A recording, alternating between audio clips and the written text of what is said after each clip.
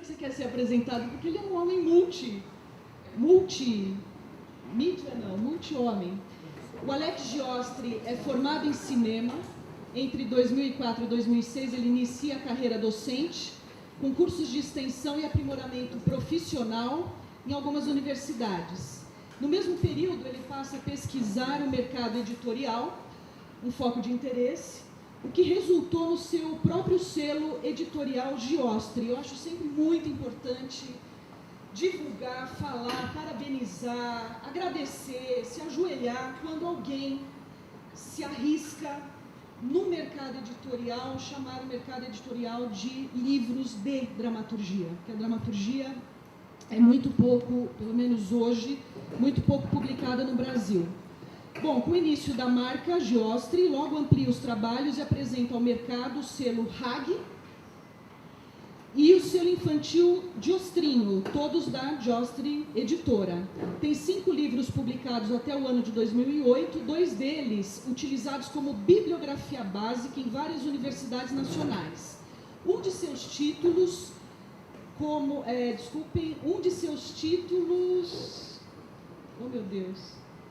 Um de seus títulos já ganhou versão em espanhol, Del Pensamento para el Papel, e em breve sairá em francês, De la Pensée pour le Papier, e na dramaturgia tem uma obra teatral com 14 textos autorais e 2 adaptações de obras literárias.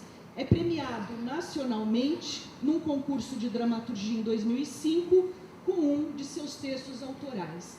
Então, muito obrigada e passo a palavra ao Alex. Obrigado, bom dia.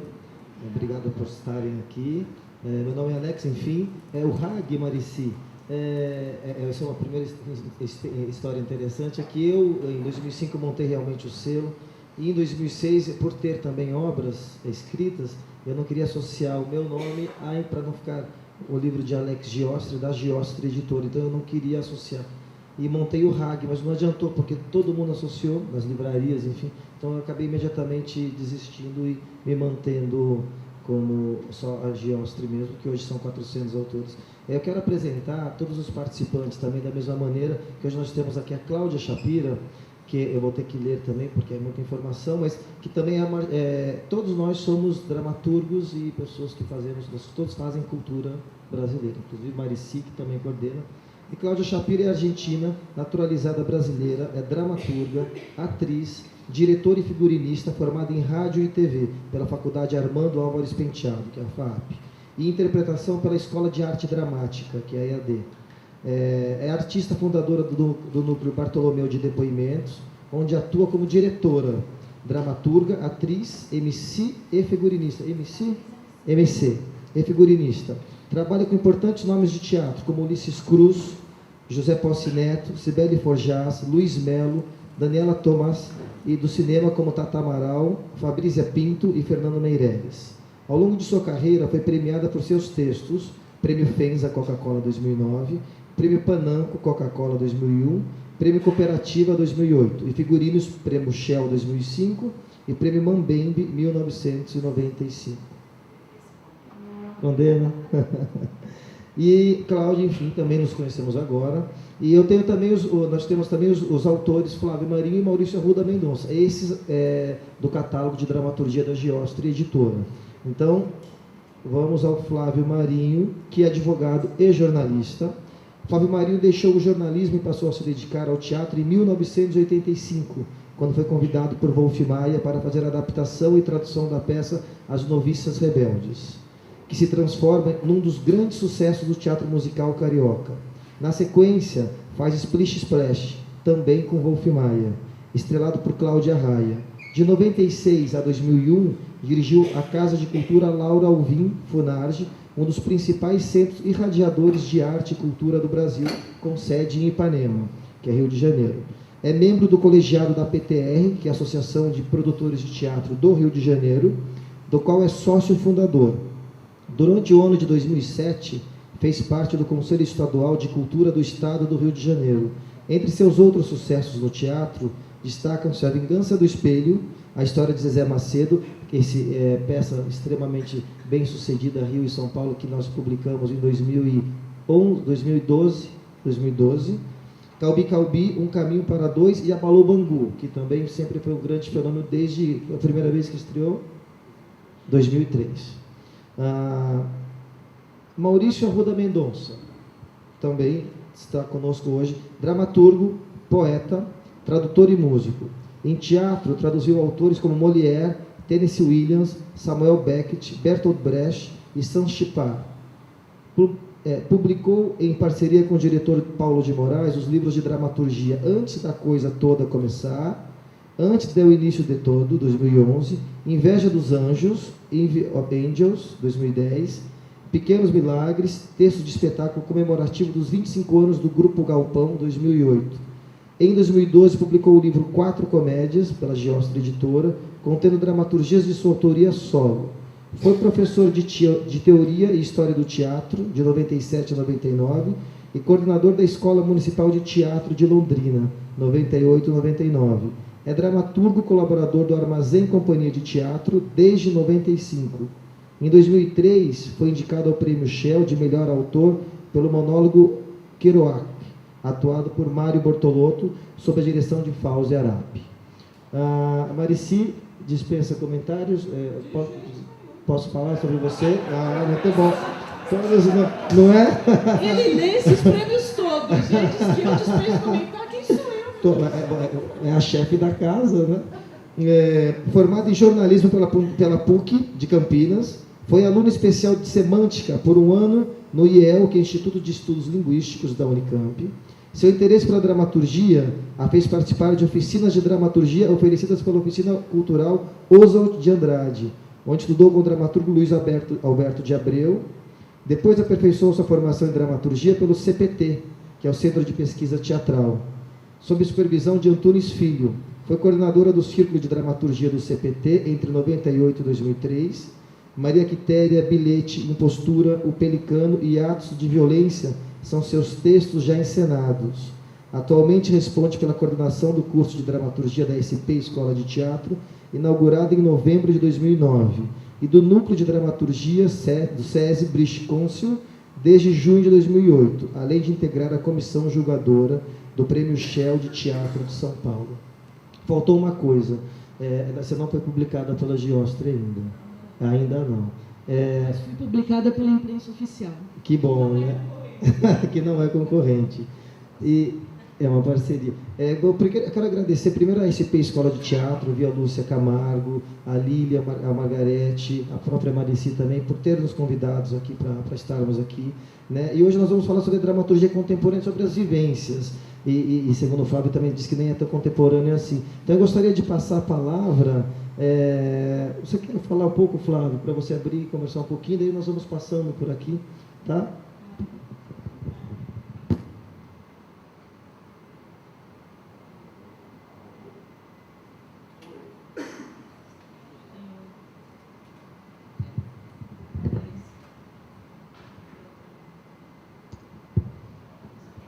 Alô, oi.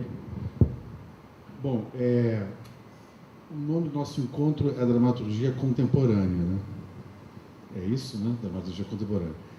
Eu estava comentando lá dentro que é curioso. Eu não tenho assim uma ligação, um compromisso no meu trabalho que seja muito forte com essa contemporaneidade, essa preocupação com a contemporaneidade. De vez em quando eu escrevo coisas até bastante contemporâneas, uma peça que eu escrevi alguns anos atrás chamada Além do Arco-Íris. Ela tinha uma concepção contemporânea, tinha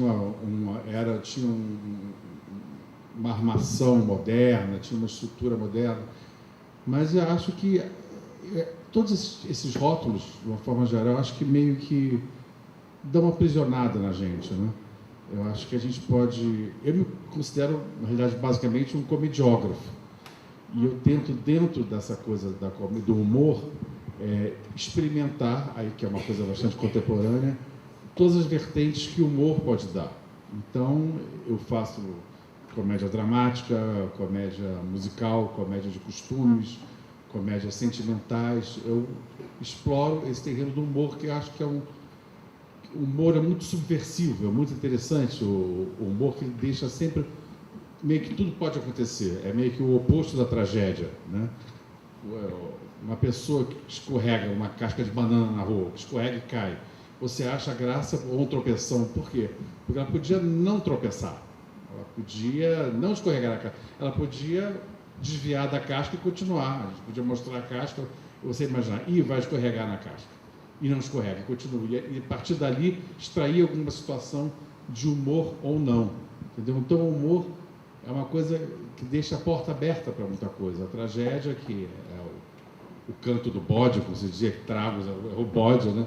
E ódio, canto, é um canto, o cego Tireses, não é? Tipo, o rei, desde o início, já fala, olha, isso aqui vai dar merda, vai ter morte, o cara vai se apaixonar pela mãe, já conta tudo o que vai acontecer. Então, a coisa, claro que tem um valor poético incrível, é uma literatura dramática da mais alta qualidade, mas aquilo está tudo traçado desde o início, e isso já é um tipo de coisa que não me atrai tanto. Eu acho que nem assim, não sei se os contemporâneos vão concordar comigo, mas não é uma coisa tão encantadora quanto as mil e uma possibilidades da comédia. Então, estou me apresentando um pouco, porque eu trago muito pouca peça para São Paulo, porque é difícil, muito difícil conseguir patrocínio, que eu geralmente escrevo, dirijo e produzo as minhas peças. E eu, no Rio, faço lá muita coisa, mas raramente eu consigo um patrocínio para vir para cá também. Então, estou tomando esse cuidado de me apresentar, para vocês saberem mais ou menos o meu perfil e ficar aberto a perguntas que vocês bem entenderem. Vou passar aqui a bola para o segundo. O que você quer falar? Maurício, por favor. A Cláudia, vai você daqui, desculpa. Bom dia a todos. Eu sou a Cláudia Shapira, dispenso outros comentários, que ele falou todo o meu currículo. Mas, na verdade, para além de currículo, desses lugares onde pertencemos, né, como figuras sociais, eu comecei a escrever porque eu queria dizer. Como atriz, eu sentia a necessidade de dizer coisas de um jeito específico, onde a minha respiração ou o meu gesto estivesse contemplado já como dramaturgia. Né? Que isso fizesse parte da palavra não escrita, mas da palavra descrita, né? Nas entrelinhas dos diálogos ou dos poemas que fariam um espetáculo criar forma e ganhar dimensão dramática. E essa pesquisa, que partiu da cena, para a cena e com a cena, acabou me distanciando um pouco da cena, é engraçado, refletindo. Essa pesquisa tem 12 anos, num coletivo que chama Núcleo Bartolomeu de Depoimentos, onde cada membro fundador vinha de uma linguagem diferenciada e acabou adquirindo outras funções dentro desse coletivo. Então, DJs que viraram atores, atores que viraram cantores, atores que viraram DJs, e eu, como atriz, me desloquei muito especificamente para a dramaturgia e para a direção, o que acabou me roubando um pouco da cena ao longo dos anos, não por um deslocamento do desejo, mas por a necessidade de explorar com mais veemência esse lugar da escrita que precisa de concentração, precisa de estudo, precisa de dedicação, precisa de tempo de ócio para imaginar, precisa ver, às vezes, aquilo mesmo formatado na cena. Então, eu acabei saindo um pouco para assumir, e nesse momento eu estou até voltando num texto onde eu estou dirigindo e atuando, e que está sendo um novo lugar, né, de uma dramaturgia cênica, onde eu mesma me dirijo e prescrevo e escrevo novamente algumas cenas, como eu fazia antes, com os atores, né, fazendo aquele texto e devolvendo para mim nas salas de ensaio. O Núcleo Bartolomeu trabalha com uma linguagem que a gente se arrisca hoje a dizer que é uma linguagem por nós estabelecida, que é o teatro hip-hop. A gente começou a nomear assim porque tinha essa proposição inicial de um casamento estético entre o teatro épico e a cultura hip-hop.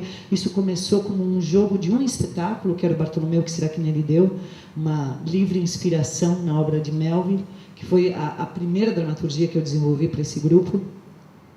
E, a partir disso, a gente percebeu que isso poderia se desdobrar em milhões de outras formas de expressar, tendo uma dramaturgia muito específica e que não se encaixava, às vezes, em obras já escritas. E como é que a gente poderia estar desenvolvendo a ideia da música, da música, digo, melodia e texto, como uma dramaturgia de ação dramática. Então, hoje em dia, eu acho que eu chamo e considero muito a dramaturgia que o Núcleo Bartolomeu desenvolve e põe em cena como uma poesia de ações dramáticas, né? E que perpassa vários campos da dramaturgia contemporânea e, sei lá, eu acho que extemporânea, né?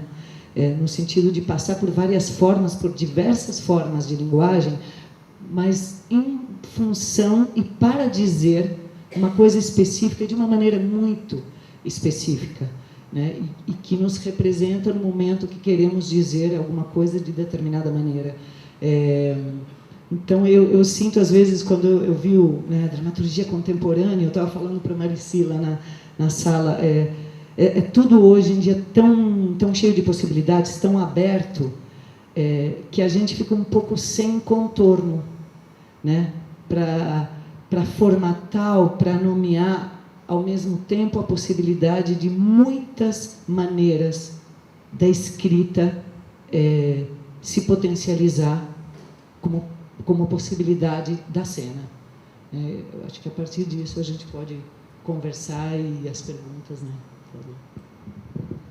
Ô, Marici, por favor. Bom, então, bom dia.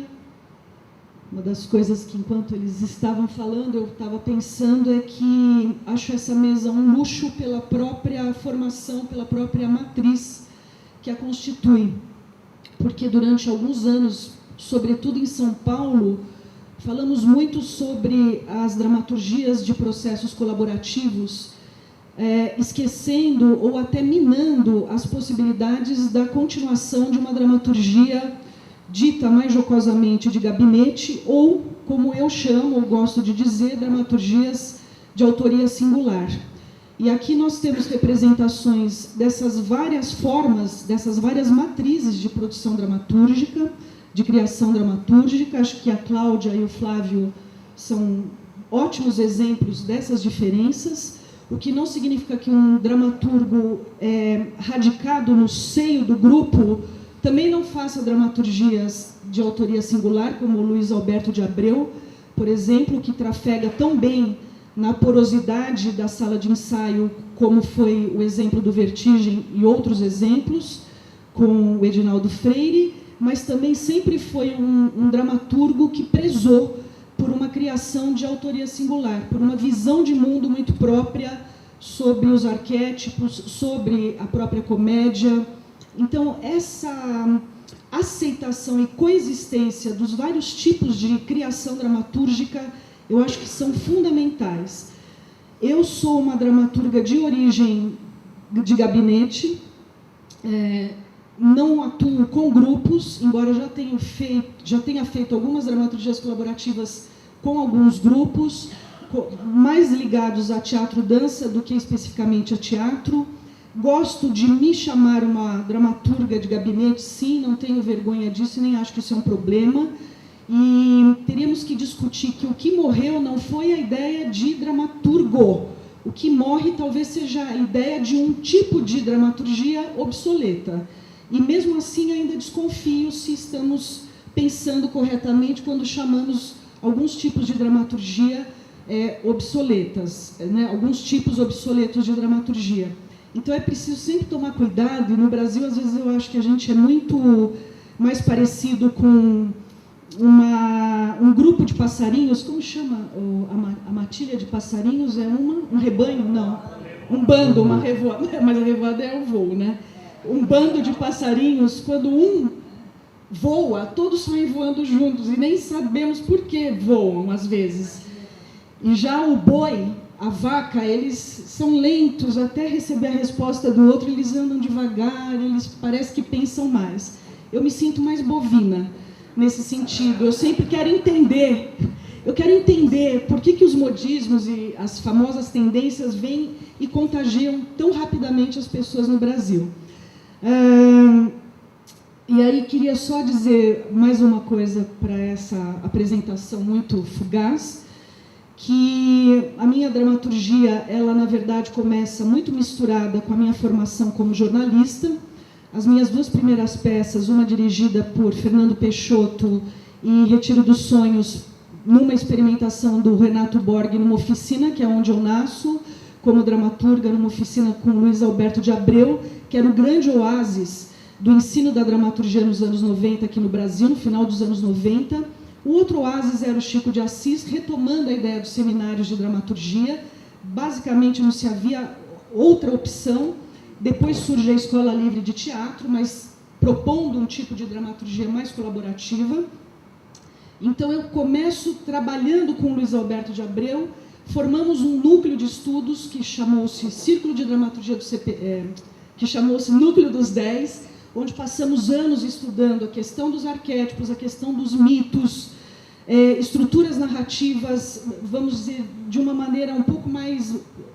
Aprendíamos a base do que era isso. E aí fui trabalhar com Antunes no Círculo de Dramaturgia do CPT. Depois de 3 meses de oficina, eu sou convidada a ser coordenadora do Círculo. E aí tudo que foi construído enquanto conhecimento mesmo, quase acadêmico, com o Luiz Alberto de Abreu, que é um grande estudioso e uma pessoa altamente generosa, foi totalmente desconstruído com Antunes. E acho que foi desse caudal de tese e antítese que começa a nascer em mim uma possibilidade de pensar a dramaturgia nas suas bases como processo de compartilhamento com jovens autores.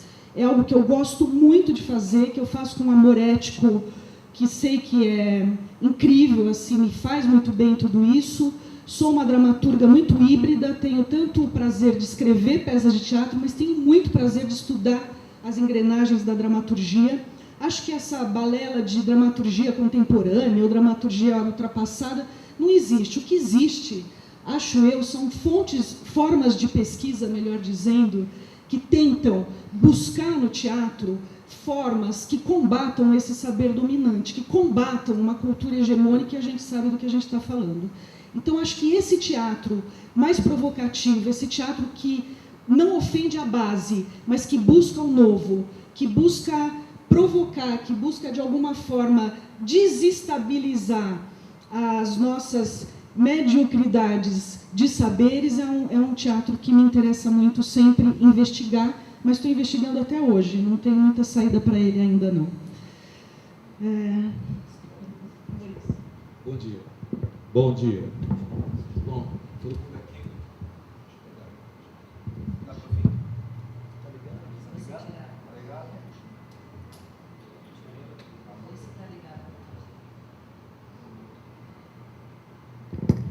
Alô, bom dia. Todos aqui são alunos, né? De teatro. A maioria é alunos de teatro. Certo. Tem atores, né? Pessoal do ramo. Bom, a minha experiência é bastante diferenciada, porque assim, a minha formação, eu me formei em Direito, mas na verdade eu sempre me dediquei à literatura, mas propriamente à tradução de poesia. E aí um belo dia, o Paulo de Moraes, diretor da Armazém Companhia de Teatro, ainda em Londrina, quando estavam lá, ele tinha necessidade de que o texto do grupo fosse trabalhado por alguém que dominasse a coisa da palavra. Né? O grupo tem um trabalho muito claro de cenografia, de atuação, né? De figurino, então ele precisava de uma pessoa mais afeita a esse lado. Então o meu aprendizado com o teatro foi realmente dentro do grupo. Eu não tive professores, tudo que eu aprendi foi lendo textos teatrais, vendo peças, porque Londrina é uma cidade que tem o mais antigo festival internacional de teatro do Brasil. Então, vendo muita coisa estrangeira. E aí fui trabalhar com o grupo e trabalhar com atores diretos, né? E a princípio foi aquele choque muito grande de você ter seu texto, que para quem faz textos literários, você tem um choque, né, na hora diretor vai, o ator vai lá e troca uma palavra, corta, muda a cena. Então, esse choque foi logo inicial e hoje em dia não tem mais problema com isso. Mas foi todo um aprendizado dentro de grupo. E desde então o Armazém esse ano está completando 25 anos, né? Já está radicado no Rio há 17, e eu também estou trabalhando com o Armazém há 16 anos, por volta disso, e até agora nós fizemos 11 textos autorais dentro do grupo, né? Em parceria. Também tem um trabalho solo que tive a honra de ser publicado pela Jostre, meu trabalho solo, queria ver publicado isso, né? Obras autorais apenas minhas. Então, é mais ou menos isso que a Marici falou. Eu tenho um trabalho de gabinete, né? Eu tenho um trabalho com o grupo, que é coletivo em parceria, né? Que eu gosto muito e sempre faço. Essa questão a questão da dramaturgia contemporânea é muito curiosa, né? Porque a gente às vezes pode pensar que essa dramaturgia contemporânea tem um lado assim de um conceito de vanguarda, do que está adiante na pesquisa de como narrar, de como falar, de como atuar, ou a não atuação, ou os textos que são absolutamente poéticos e têm leituras as mais livres possíveis, né? Agora, eu entendo particularmente que a dramaturgia contemporânea é a gente conseguir expressar dentro da nossa dramaturgia, do nosso texto, essa coisa do que está acontecendo com a gente no momento atual mesmo, esse contemporâneo no sentido mais literal, como representantes, né? Isso que todo mundo está vendo, que está todo mundo vivendo, tentar sacar isso e expressar dentro da dramaturgia. Com relação a essa coisa que poderia ser tido como uma vanguarda ou uma pesquisa de linguagem mais elaborada, no meu ver, assim, eu acho que cada trabalho dramatúrgico tem a sua própria forma. Você escreve peças individuais, né? Você não cria, pelo menos eu não crio um sistema para todas. Então você tem uma forma que você, por exemplo, uma peça como Antes da Coisa Toda Começar, era toda premiada por música, né? Ela parecia quase que levemente musical. Então você tem um texto diferenciado. Ou essa peça que está rolando agora, A Marca da Água, que tem uma estrutura um pouco, ela não é tanto linear, mas ela tem uma tessitura assim mais clássica. Então, e eu não sei o que pode vir por aí, né? Então, é sempre pensar em dizer o que você está vivendo, o que os atores estão vivendo, no caso do grupo, ver a vida que você leva de uma maneira muito pessoal e traduzir isso com o conhecimento das formas teatrais. A gente tem um pouco essa perspectiva pós-moderna, digamos assim, nessa palavra, de que você conhece as formas e as fórmulas. Agora, como você aplica? Você pode fazer exercícios de estilos, né? Mas como, na forma e conteúdo, isso se retratar de uma maneira que chegue até as pessoas. Porque o objetivo central do nosso trabalho em teatro é comunicar alguma coisa urgente para as pessoas, que faça sentido, como a Marici disse, que desestabilize as pessoas. Então é sempre uma busca, uma pescaria muito individual de texto para texto. Eu acho isso. E continuamos buscando o que dizer, que é o mais difícil, a parte humana que o dramaturgo, o ator tem que ter, que é o mais difícil de conquistar. Essa é a maior luta para o dramaturgo, eu acho. É interessante porque também quem escreve para o outro, né? Então, a que medida isso se dá na mão do dramaturgo, para conseguir a escrita dramatúrgica ou a escrita como um todo, eu acredito como um exercício de estilo. São formas e formas, como você falou, mas o que de fato quer ser dito naquele momento por aquele texto e para quem quer ser dito. Então, acho que também depende muito se você está nessa criação solo, que seria o autor de gabinete, e na qual eu me identifico. Eu não sei se eu teria, por exemplo, nunca tive essa experiência dessa escrita dupla já, mas tripla, quádrupla, enfim, de um grupo. Eu não sei de que maneira isso se daria, mas da mesma medida que se dá grupal ou solo, ela quer ser levada a mensagem para alguém. E aí o Flávio, por exemplo, ele tem a experiência da dramaturgia teatral solo, você tem dramaturgia teatral com alguém e ele tem a dramaturgia televisiva que ele escreve geralmente com uma equipe. De que maneira isso se dá para você no ato do criar? Olha, eu acho que o mais importante que a gente está falando aqui é a coisa dos rótulos, né? Que é muito, são coisas, o rótulo sempre aprisiona, seja na nossa vida, seja no trabalho, onde for. Então, a dramaturgia contemporânea, a gente podia ficar aqui 3 dias e meio discutindo o que é contemporâneo. Ela falou de teatro hip-hop, eu achei uma loucura, de uma modernidade espantosa, teatro hip-hop, meu Deus do céu, o que será isso? É uma coisa incrível, eu acho, isso com certeza tem cara de coisa moderna, contemporânea. Aí veio a Mari com um papo de existe a dramaturgia de gabinetes, a dramaturgia desenvolvida com grupo, existe a dramaturgia que é supostamente obsoleta, aquela que não é obsoleta. Então, a gente tem que tomar muito cuidado com tudo isso, porque esses tags, esses selos, meio que diminuem às vezes o alcance da obra, o que é o que mais importa, na realidade. Vou dar um exemplo bem concreto, porque eu sou de formação jornalista, então eu sou jornalística, então eu sou bem objetivo e bem pragmático. E, por exemplo, eu estou agora em processo de uma peça que estreia em agosto, que eu estou dirigindo, que vou dirigir e estou levantando a produção, chamada Academia do Coração. É uma peça que eu comecei a escrever há 7 meses já. Ela só estreia em agosto. E qual é o meu processo, que é sempre o meu processo? Eu geralmente trabalho com os mesmos atores, mas não tenho um grupo, mas são sempre os mesmos atores. O mesmo cenógrafo, o mesmo figurinista, o mesmo divulgador, o mesmo assistente de direção, o mesmo coreógrafo, o mesmo tudo. Eu sou muito tribal, acho que todo povo de teatro gosta de transformar o seu grupo, o seu elenco, a sua turma em sua família. Eu tenho o que eu chamo de minha família. Então, são os mesmos atores de sempre, que aí eu tive essa ideia de escrever essa Academia do Coração. Aí eu chamei todo mundo em casa e falei assim, olha, vou ler para vocês umas ideias de sinopse. Aí li as ideias de sinopse. Todo mundo palpitou, eu anotei os palpites de todo mundo.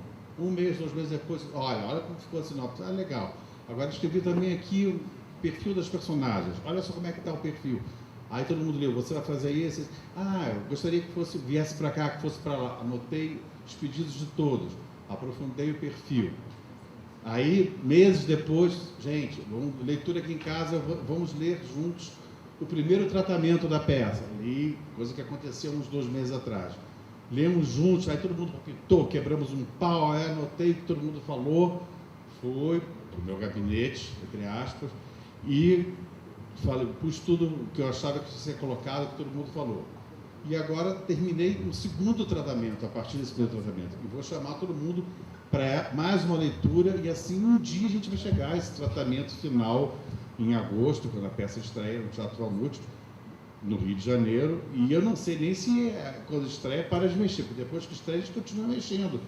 Aqui a gente pode melhorar, vamos cortar ali, eu sempre faço ensaios abertos para ver como é que o público reage, o público que na verdade é que manda na gente, né? Então a gente dialoga com eles, assim, ali tem uma barriga explícita, o público mandou dizer isso, está na cara, vamos enxugar essa barriga, enfim. A que se dá o nome disso? Dramaturgia de gabinete ou de grupo? É ou não é? Não é, eu não sou um grupo, tanto que eu nunca consigo patrocínio pela Petrobras, porque a Petrobras só apoia grupo.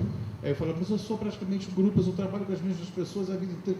Pega o meu currículo, entra, dá um Google no meu nome, são sempre as mesmas pessoas, os mesmos palhaços estão lá. Aí não, é só um grupo constituído. Então, eu sou um grupo e não sou um grupo, eu sou de gabinete, não sou de gabinete. Então, o que eu queria dizer é isso, a gente precisa tomar cuidado, porque essas coisas são... a gente escreve para teatro, todos nós, de uma forma ou de outra, e todos nós queremos público na plateia, porque teatro, sem público na plateia, é uma derrota do Álamo, não tem nada pior na vida, porque você fala para quem? Tem que falar para alguém, essa necessidade que você tem de... As minhas necessidades, quando a peça não é uma peça de encomenda, que as pessoas veem, Flávio, eu quero uma peça assim, cenário único, comédia, 2 atores, não sei o quê. A última que eu fiz foi uma loucura, foi assim, foi o Ricardo Petralha e a Marília Medina. A gente fez um curta-metragem maravilhoso. E daí? eu queria que você transformasse numa comédia de 1h30, você fazer um curta-metragem. Aí eu fui ver o curta, era um curta de 16 minutos, hilário, muito divertido. Aí eu assim, será que dá para se transformar numa comédia de 1h30? Eu vou tentar. Nunca fiz isso na minha vida. E a gente, para mim foi muito experimental isso. Pegar um curta-metragem de 16 minutos e transformar numa peça de 1h30. E ficou ótimo, ficou muito engraçado, eles já estão ensaiando. Mas acho que cada caso, como o Maurício falou, é um caso. A gente vai experimentando uma coisa para cá. Essa Academia do Coração que eu estou fazendo, uma peça, é uma comédia. Mas tudo se passa numa clínica médica, onde coroas muito ranzinhas estão lutando pela vida. Todos eles passaram por um infarto, todos eles têm stents, todos eles quase morreram, eles viram a morte muito de perto. Então, nessa Academia do Coração, fazendo exercícios monitorados para ver se ganham uma qualidade de sobrevida. Então, é uma comédia, mas a situação base é vida e morte. Fala-se sobre a morte, as piadas são assim, está um clima estranho aqui hoje, alguém morreu, então é uma coisa meio estranha. É engraçada, mas tem um travo por baixo, segurando a comédia o tempo todo, até porque eu acho que as melhores comédias são aquelas que têm um drama por trás. Não é por acaso que o palhaço tem sempre uma lágrima caída aqui. Então, eu procuro fazer sempre comédias que falem sobre coisas densas por baixo do pano, né? Essa, por acaso, é essa situação aí que eu falei para vocês. Então, a gente tem que tomar cuidado sempre com essa coisa dos selos, das etiquetas, para não limitar. E às vezes a gente, por exemplo, eu trabalho sempre com uma atriz, não sei se vocês conhecem aqui, chamada Alice Borges, que é uma grande comediante. Eu acho que já é a 5ª peça que eu estou fazendo com ela. Ela é filha do Antônio Pedro, diretor de teatro, ator também, e é uma grande comediante, é muito engraçada. E ela, claro, está todo mundo lutando pela vida, vocês são estudantes de teatro, não sei o que tem na cabeça de vocês, mas eu quero dizer que a vida aí fora, a barra é muito pesada, está todo mundo lutando para faz cinema, teatro, televisão, propaganda, o que for. Está todo mundo cuspindo fogo na rua para conseguir pagar as contas. E a Alice é uma dessas atrizes que, como ela tem, digamos, ela não tem uma beleza muito convencional, ela é meio assim a Rossi de Palma do Almodóvar, ela não consegue fazer televisão, então ela tem que sobreviver de teatro. Então ela faz 2, 3 peças, ela faz um infantil, um alternativo, um adulto, ela se vira, tem um filhinho para criar, leva uma vida barra pesada. E ela está com uma peça, e é considerada uma palhaçona, uma neo-chanchadeira, é uma espetacular comediante. E ela estava duríssima, foi chamada para fazer uma peça de um autor chamado Will Eno, lá na Laura Alvim, que eu até já dirigi. Uma peça contemporânea, entre aspas. Você queria, agora só para usar o rótulo para facilitar a discussão. Então, aquelas coisas que as pessoas não falam cadeira, falam cadeira. Você tem uma coisa estranha, uma coisa contemporânea. E a Alice entrou para fazer.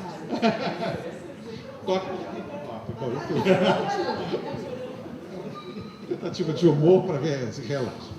Aí o que acontece? A Alice foi fazer cadeira, foi fazer. E você falou, eu disse essa peça com esse povo, com o Guilherme Weber, que é modernésimo, né?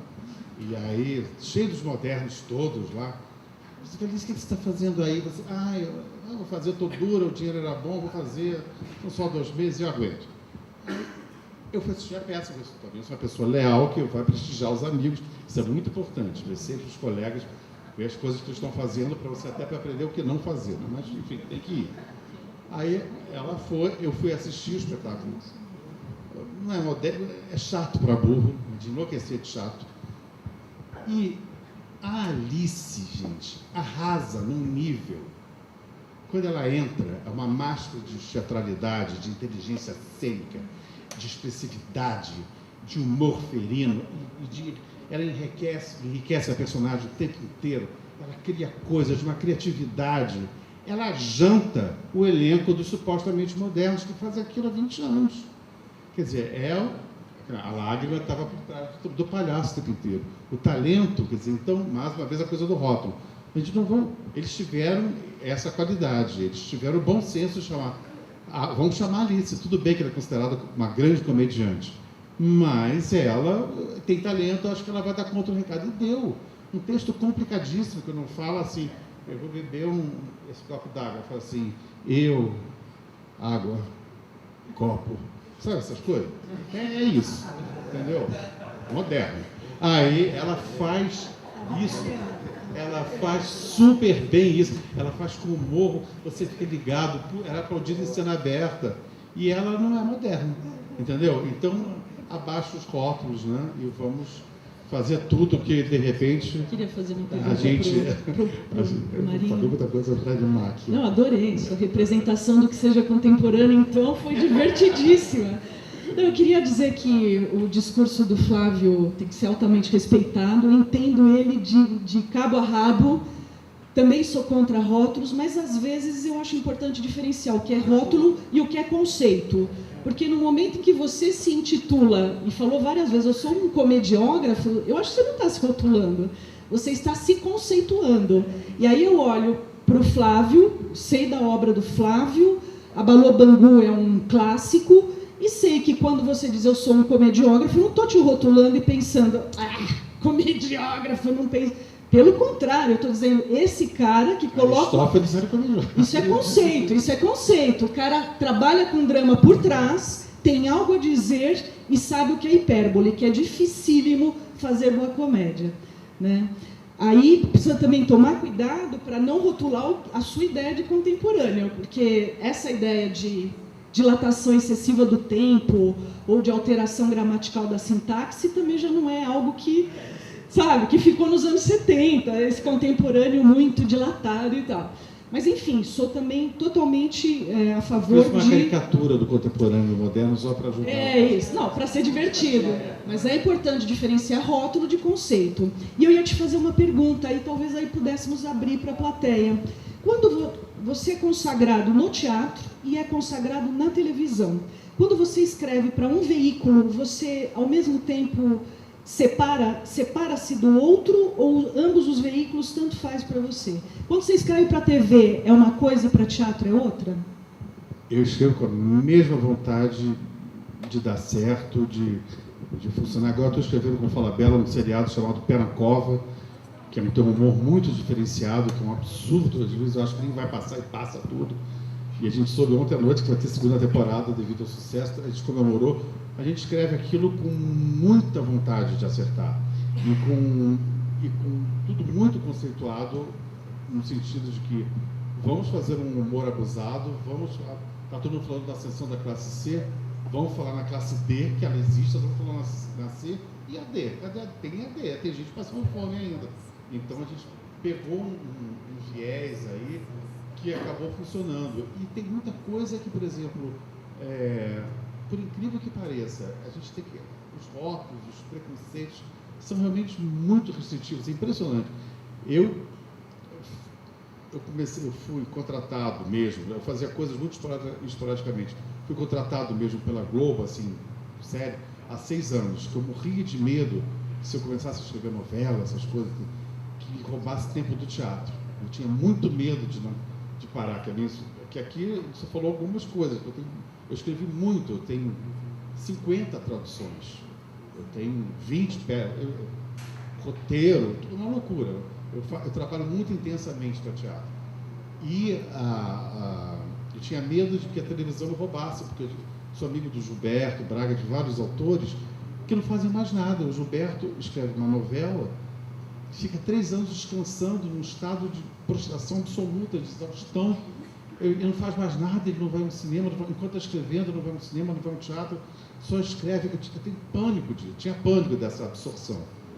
E aí eu descobri que isso é um pouco fricote das pessoas, que é possível escrever para a televisão e você também não esquecer do teatro. Eu tenho 3 peças estreando em agosto e a televisão não me larga há 6 anos, nem eu largo ela. E é incrível como a gente começa a derrubar essas imagens estereotipadas, como melhora, por exemplo, uma coisa que a gente aprende, por exemplo, em novela, porque novela tem uma técnica, tem um bando de regrinhas que a gente tem que respeitar.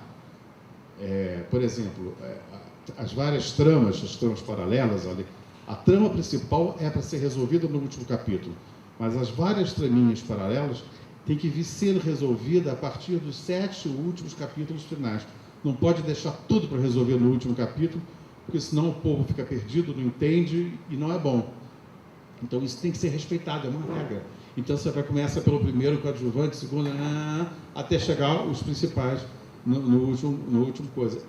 Por exemplo, aí no Academia do Coração, na hora que eu estava redigindo no meu gabinete, uma redação para mostrar para o elenco, é uma peça com 6 atores, porque hoje em dia é uma super produção, 6, cá entre nós. Eu sou um louco, muita gente. E tem várias tramas e subtramas, tem muita historinha. E eu disse, eu vou deixar para resolver uma grande cena final. Aí a televisão ajudou, falou assim, não, se eu deixar tudo isso para resolver no final, vai ser como um último capítulo de novela, vai ser uma confusão, vai ser muita informação para o público. Aí eu comecei a resolver as coisas aos pouquinhos. Eu deixei a cereja do sangue para a última cena. Isso foi a televisão que ensinou. É uma técnica, é um truque, sei lá o quê. É uma coisa e muito verdadeiro, porque o público vai absorvendo melhor aquelas informações, tá? E você guarda o que você acha que é mais importante para o final, não deixa tudo para um supetão. Então, eu não sei nem porque eu estou falando tudo isso. Você perguntou do teatro e televisão. Aí, e eu acho que, na realidade, acaba se complementando. Por exemplo, esse trabalho do Pé na Cova, que a gente tem poucas externas. Imagina, tem Marília Pêra, que é uma das maiores atrizes do mundo. E a Marília diz cada vírgula do que a gente escreve. É uma emoção. Às vezes eu fico arrepiado de emoção, porque ela estuda tanto, ela não perde uma intenção.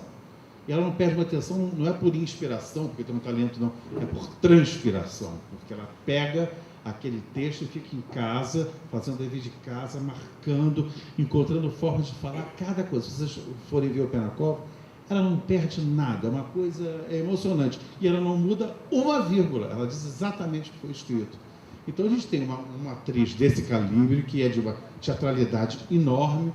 Você traz o teatro para a televisão. Não, claro que vai trazer. Você tem diálogos que podiam estar numa peça, tranquilamente, no Pé na Cova. E aí as coisas se retroalimentam, na realidade, é um pouco isso. Em todos os estágios, inclusive. Tá bom? Obrigado. Vamos abrir agora para pergunta para os alunos, enfim. Por favor.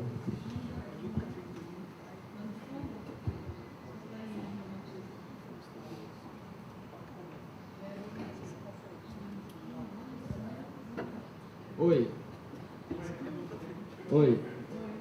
Eu queria fazer uma questão, porque eu penso na arte como mobilizador de experiências. Ele falou uma coisa que agora, na contemporaneidade, temos muitas formas e é difícil se achar sobre o que dizer. E eu penso um pouco ao contrário. Eu acho que nós temos um excesso até de temas e os temas vão determinar formas para a gente trabalhar com esses temas. E eu fico pensando, se a questão na contemporaneidade, ao invés de ficar criando formas fragmentadas ou coisa e tal, se a questão não é como mobilizar a experiência nessa processualidade entre o tema e a forma, se a questão da contemporaneidade não está essa, porque parece que tem uma preocupação em fazer uma coisa que choca, que salta aos olhos das pessoas, ao invés de se preocuparem com essa mobilização da experiência entre o processo do tema até a forma. Eu queria saber como isso soa para vocês, o que vocês pensam sobre isso. Maurício, quer responder?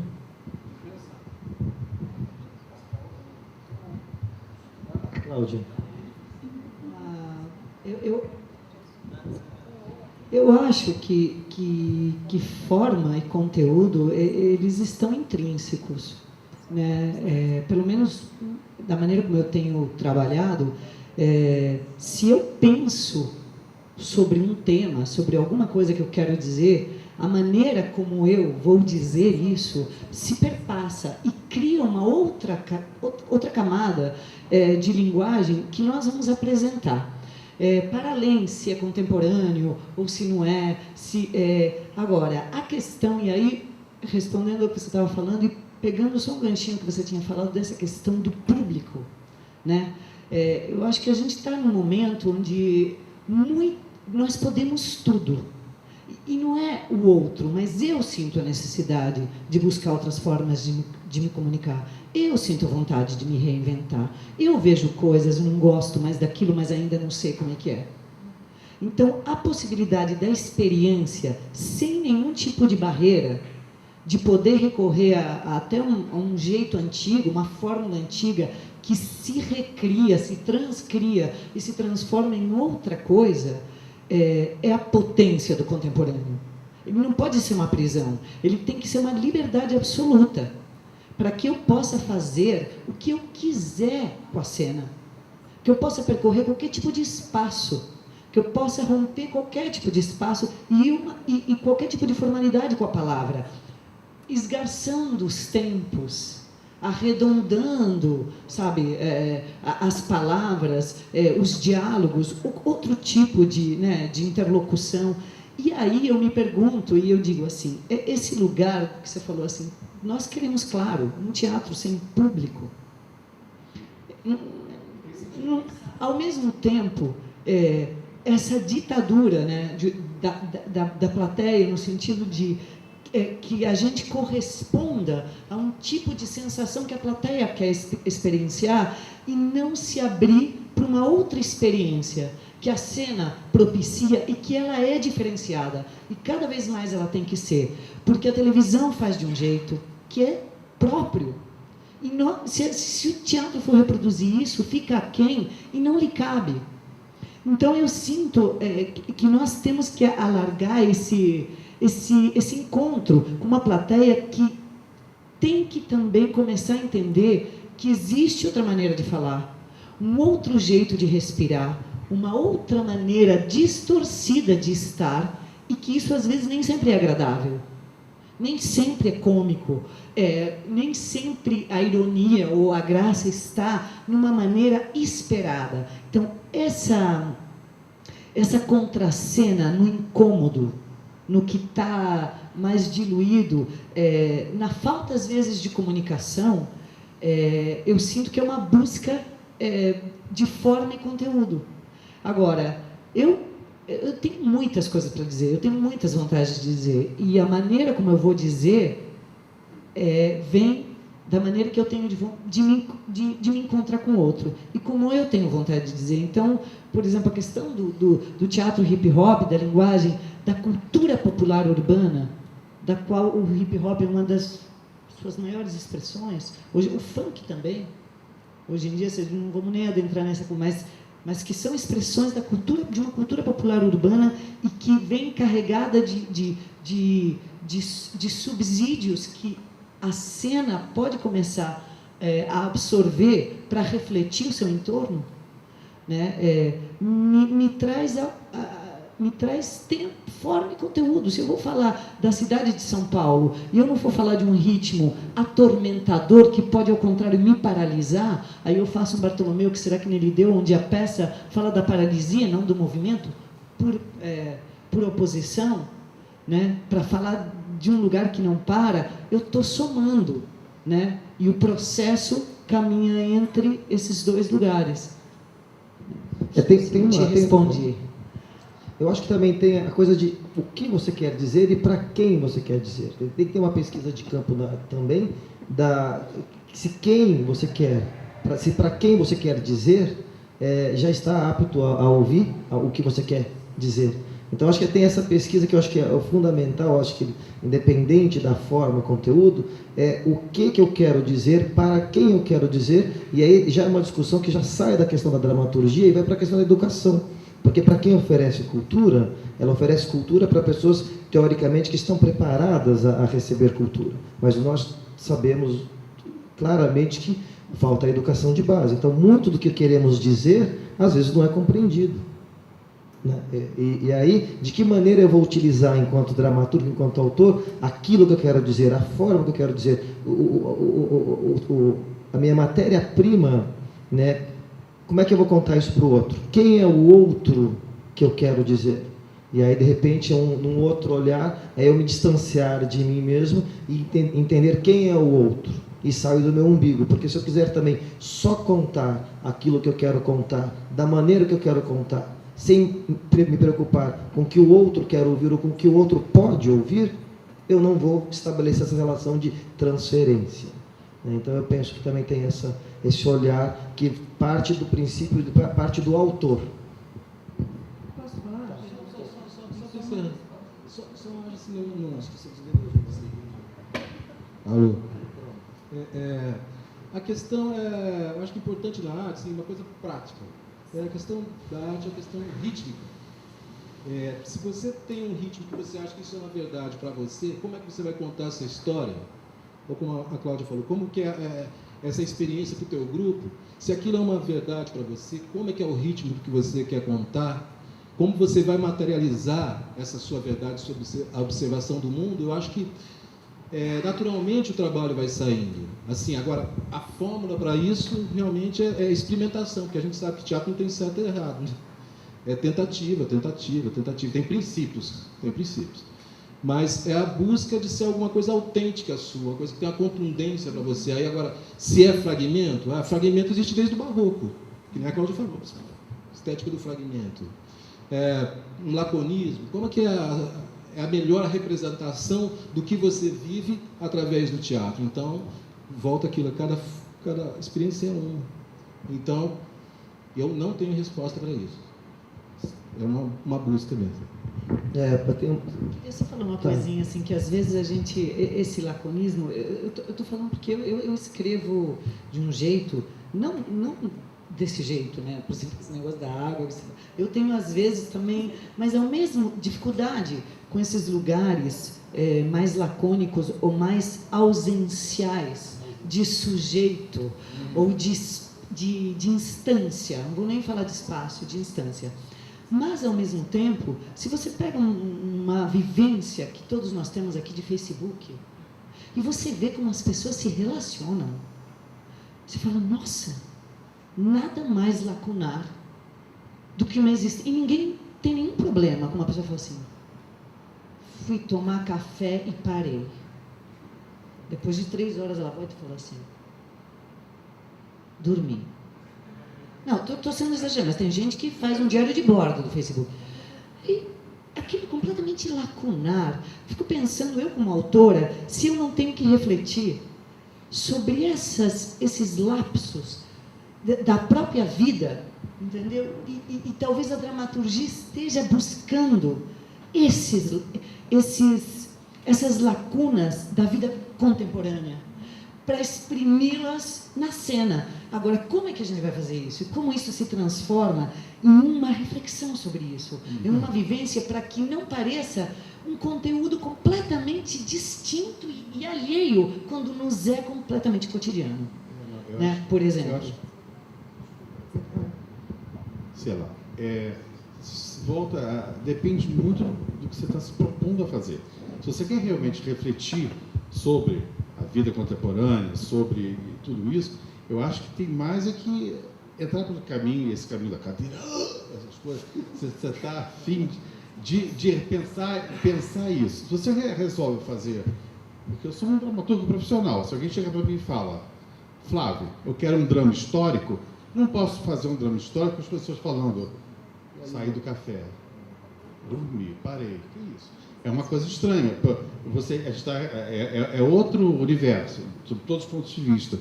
Então, é porque você tem essa preocupação do hip hop na tua alma, né? Que é refletir sobre a vida contemporânea. Então, se você abrir o leque e ver que existem outros, um bando de gêneros, então, cada peça é um universo em si, você fala de um jeito, você fala, enfim, se expressa de uma maneira distinta. Sempre querendo comunicar, eu acho assim, querendo comunicar da melhor forma possível para o outro o que está na tua cabeça, qual é a tua intenção. Você tendo essa intenção com clareza, a coisa chega com clareza também, que às vezes as pessoas não têm um raciocínio claro. Acho que nós, dramaturgos, às vezes, nos perdemos em muitas ideias e não encontramos justamente aquilo que você falou, que é importantíssimo. Que a forma e o conteúdo, quando a forma e o conteúdo estão de mão dadas, casadas, aquilo vai como um bloco, vai com uma clareza expositiva. ou quem está na plateia percebe imediatamente a intenção daquilo, mas nem sempre a gente consegue essa história. E também o que o Alex falou, de saber para quem está falando. Por exemplo, falar uma coisa rápida aqui. Eu fiz uma peça... Deixa eu só terminar aqui. Fiz uma peça chamada, com a Eva Vilma, chamada Um Dia das Mães, uns 10 anos atrás, que é uma peça que eu mais gosto, que é uma comédia dramática. E ela, digamos, tinha um antagonista, digamos, em cena, que era, além da própria Vivinha, que fazia a matriarca, que era um dos filhos dela, que era um homem cafanérrimo, muito cafajeste, que, entre as coisas, o figurino dele era vermelho, camisa vermelha e calça branca, e um sapato caramelo, de cor, era uma coisa assustadora. Ele era muito debochado, criticado e tal. E a peça não estava indo bem.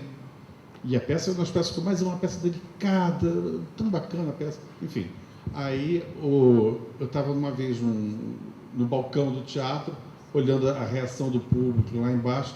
De repente eu olhei na primeira fila, tinha 3 homens de camisa vermelha, calça branca e sapato caramelo.